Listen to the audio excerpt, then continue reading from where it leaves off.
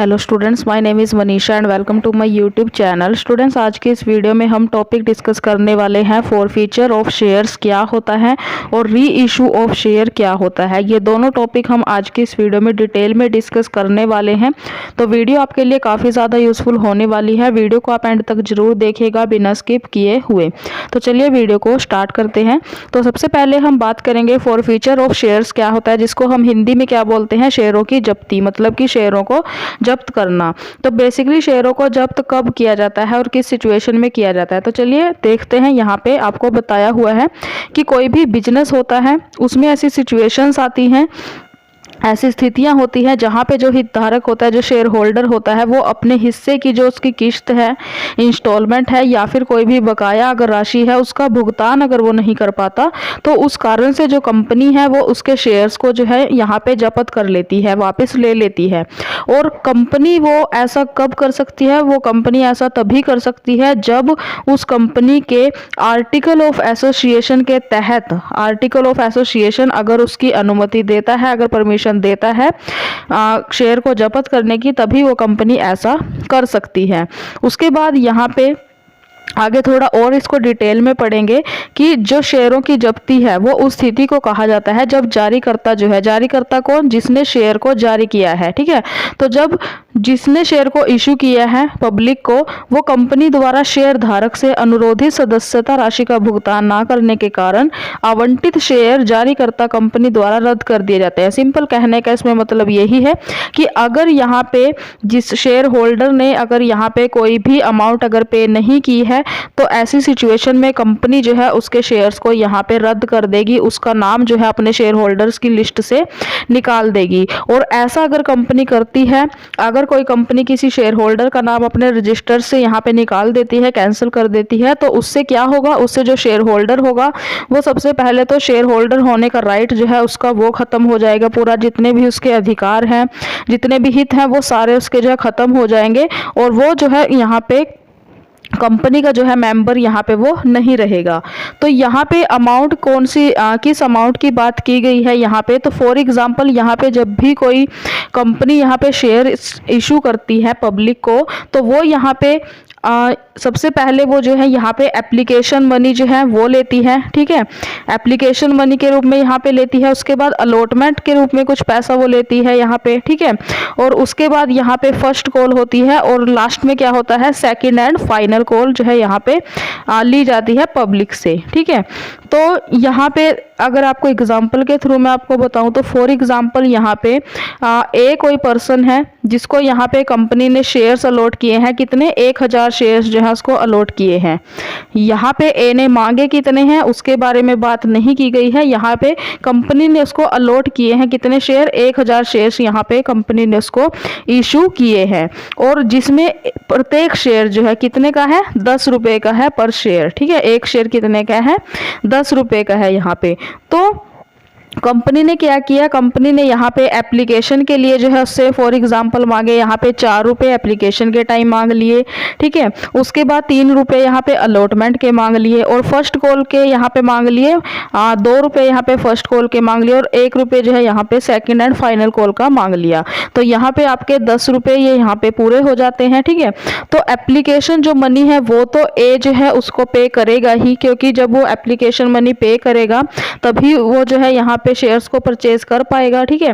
तो for example अगर a person है जो उसने यहाँ पे एप्लीकेशन मनी 4 रुपये वो भी दे दिए, अलॉटमेंट जो मनी है वो भी उसने दे दी, लेकिन जो यहाँ पे फर्स्ट एंड सेकंड कॉल थी, जो अमाउंट थी वो जो है वो पर्सन नहीं दे पाया, ठीक है। कुछ भी रीज़न हो सकता है, फॉर एग्जांपल अगर उसकी फाइनेंशियल कंडीशन जो है वो ठीक नहीं है, तो ऐसी सिचुएशन में अगर वो यहाँ पे फर्स्ट एंड सेकंड कॉल नहीं दे पाया, फाइनल कॉल नहीं दे पाया, तो कंपनी क्या करेगी, सबसे पहले तो कंपनी उसको एक नोटिस देगी, ठीक है। कंपनी जो है उसको नोटिस देगी, लेकिन अगर तब भी जो है वो यहाँ पे पेमेंट नहीं कर पाता है, तो कंपनी जो है उसको एक फाइनल नोटिस देके उसके बाद जो है यहाँ पे उसके शेयर्स को वो कैंसिल कर देगी और शेयर होल्डर्स की लिस्ट से जो है उसका नाम जो है वो कट कर देगी, कैंसिल कर देगी, ठीक है। तो ये तो हो गया यहाँ पे। उसके बाद स्टूडेंट्स यहाँ पे एक और इम्पॉर्टेंट बात है कि जो आपका फॉरफीचर ऑफ शेयर्स है वो आपका 2 तरीके से होगा, वो एट पार के ऊपर होगा, ठीक है, एट पार और एट प्रीमियम, ठीक है, दो तरीके से आपको फॉरफीचर ऑफ शेयर्स जो है यहाँ पे होगा। तो अगर यहाँ पे एंट्री की बात करें तो एंट्री यहाँ पे क्या होगी, हाँ जी, तो यहाँ पे आप देख सकते हैं कि प्रीमियम से जुड़ी जो भी एंट्रीज हैं उसके अलावा जो भी फॉरफीचर जब्त किए गए स्टॉक हैं, शेयर्स हैं, उनसे जुड़ी सभी जो भी एंट्रीज होते हैं वो लेखांकन जो रिकॉर्ड होता है, अकाउंटिंग रिकॉर्ड होता है, उसमें पहले से ही वो मेंशन होती हैं। ठीक है, उसके बाद क्या है कि जो शेयर कैपिटल अकाउंट है उसमें जो भी मांगी गई जो अमाउंट है उसको क्या किया जाता है, डेबिट किया जाता है। तो यहाँ पे एंट्री सिंपल क्या होगी फॉरफीचर ऑफ शेयर की, तो यहाँ पे सिंपल एंट्री क्या होगी, यहाँ पे share capital account debit to share first call and to share second and final call और टू शेयर फॉरफीचर अकाउंट। और फॉर एग्जांपल अगर यहाँ पे उस पर्सन ने यहाँ पे अलॉटमेंट की पेमेंट भी नहीं की होगी तो यहाँ पे share capital account debit to allotment भी आ जाएगा यहाँ पे। ठीक है, यहाँ पे क्या आ जाएगा, टू अलॉटमेंट।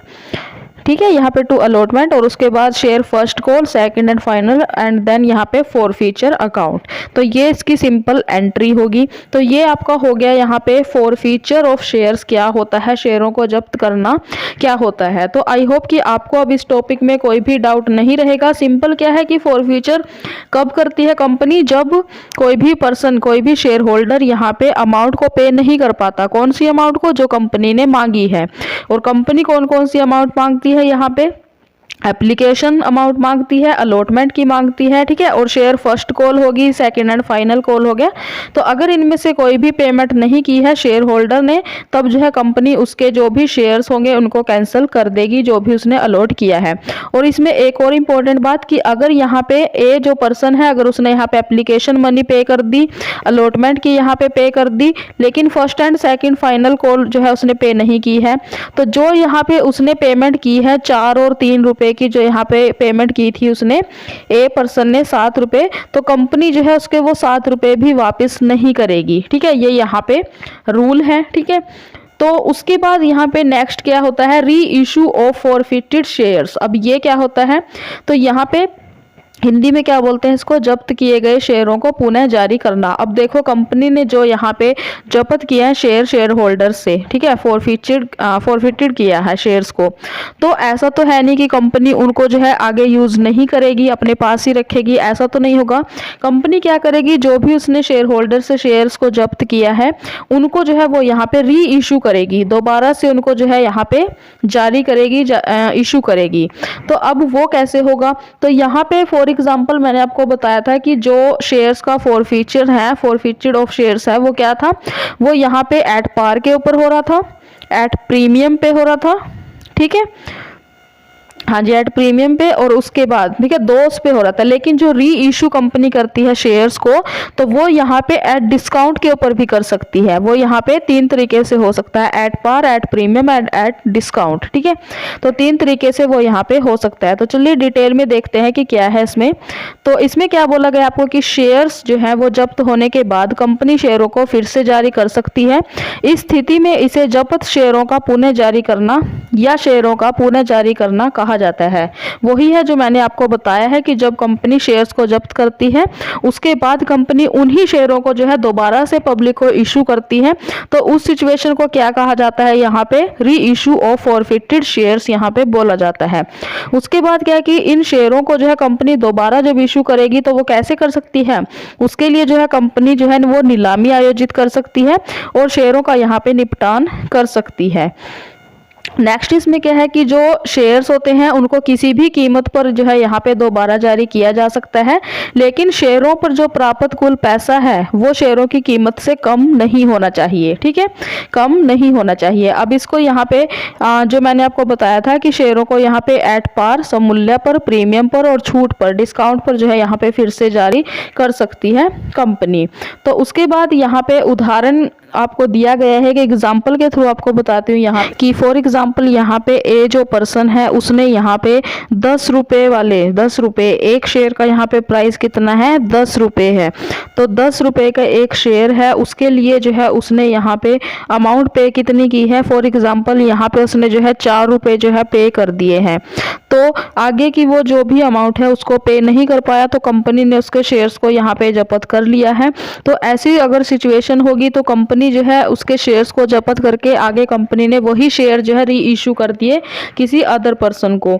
तो जब कंपनी ने वो शेयर री इशू किए तो कंपनी ने वो शेयर्स कितने पे री इशू किए, यहाँ पे 6 रुपये जो है, 6 रुपये जो है कंपनी पर बकाया राशि है, तो कंपनी ने यहाँ पे 6 रुपये पर जो है यहाँ पे एट पार और या फिर 6 रुपये से कम पे भी जो है वो यहाँ पे डिस्काउंट पे भी जो है इसको यहाँ पे री इशू कंपनी कर सकती है, और प्रीमियम पे भी यहाँ पे शेयर्स को कंपनी जो है दोबारा से जारी कर सकती है। कहने का सिंपल मतलब क्या है कि जितनी अमाउंट पहले पर्सन ने पे की है और जितने का टोटल शेयर है, यहाँ पे 10 रुपये का एक शेयर था, 10 रुपये के शेयर के लिए यहाँ पे 4 रुपये उसने पे कर दिए थे, लेकिन कंपनी के ऊपर बकाया कितना है, 6 रुपये है। तो कंपनी जो है यहाँ पे 6 रुपये से जो है यहाँ पे 6 रुपये से कम या 6 रुपये या फिर 6 रुपये से ज़्यादा पे यहाँ पे अपने शेयर्स को यहाँ पे री इशू कर सकती है।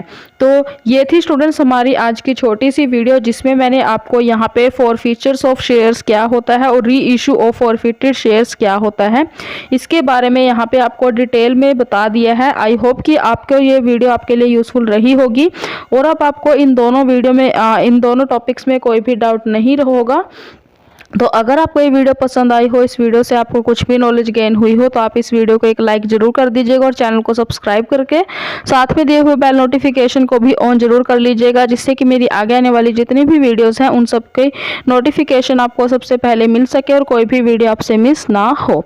तो मिलते हैं स्टूडेंट्स नेक्स्ट वीडियो में किसी ऐसी ही यूजफुल वीडियो के साथ हैं, तब तक थैंक यू सो मच।